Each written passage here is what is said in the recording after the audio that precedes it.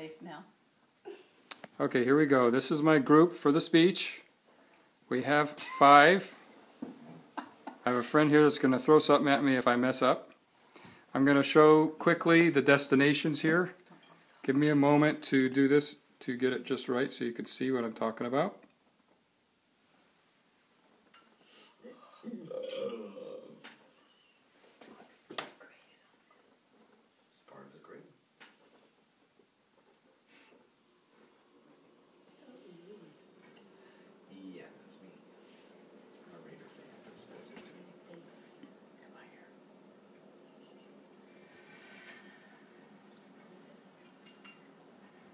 And we begin. Okay, thank you for coming tonight, taking time out of your evening. I appreciate that. I want to be debt-free. That's what we're talking about tonight. How would it feel to be debt-free, to have no debt against your house, student loans, anything? That'd be very comforting and peaceful to be debt-free. And it's actually easier than you think. Because of that, I wanted to talk to you about how to become debt-free. And my qualification is I am a certified budget coach through Crown Financial Ministries. And the way to become debt-free is through discipline. So anybody can be debt-free through discipline. The problem always comes around is having enough money. There's usually more month than there is money. We're going to talk about the number of scriptures that are in the Bible that speak of money and possessions. And we're going to talk about establishing an emergency fund. And then a budget must be put into action. And then our journey will only be complete when we get out of debt.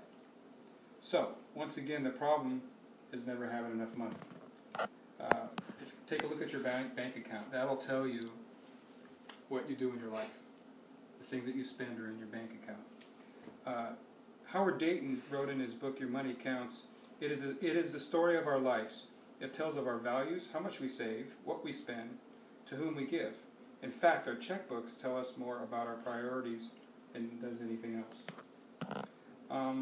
So the other thing is there's been no formal education on how to budget for your money. If you think about it, when you're a child, your parents teach you, this is what a quarter is, here's what a dime is. And in the older days, you don't do it so much today, but in the older days they would teach you, this is how you write a check. And that is pretty much the extent of your financial education. Unless you're an accounting major, most adults wing it through life because they've never been taught how to do their budget. Therein lies the challenge. So there's no formal education at home and or at school. Now that we understand what the dilemma is, we've never been taught, what do we do about it? Well, first off, there's over 2,350 scriptures in the Bible that talk about finances, money and possessions. And if you look at other subjects in the Bible, there's no other subject that's spoken about as much as money and possessions. Well, why is that? Because God knows it's going to be an important part of our life. It says in the Word, therefore, if you have not been faithful in the righteous mammon, who will commit to your trust the true riches? That's Luke 16:11. So who owns everything? Well, God does. Indeed, heaven and the highest heavens belong to the Lord your God, also the earth and all that is within it. So God owns it all. So what can we do to get control of the debt that enslaves us? First, we have to establish an emergency fund. That is destination number 1. An emergency fund is putting aside $1,000 for that emergency. When you're trying to pay off debt, if your car breaks down, the average American would go into debt by using their credit card to fix the car. But if you establish a $1,000 emergency fund, then you go and pull the money out of the emergency fund to pay off that repair on your car. And that keeps you from getting into further debt down the road. The next thing we want to do is we want to begin to start paying off debt after we've established our emergency fund, and then also establishing a savings account for other things that we want to purchase in the future, rather than charging it in the future. Then we want to pay off all consumer debt. Well, what is consumer debt? Car loans, student loans, personal loans, those types of things, credit cards. Those would be considered consumer loans. So while we're taking these steps, we need to put together a budget, because you have to know where your money's coming and where it's going. A budget helps us to stay on target and spend within our means, meaning we can't spend any more than is what in our budget. Any smart businessman would tell you that. They can't run their business if they're spending more than they make. So David Ramsey said in his book, Financial Peace Revisited, you really do not have a choice. Either you will start controlling your money, or it will forever control you. So with a budget, we know where every dollar is spent. And this will help us to control God's money.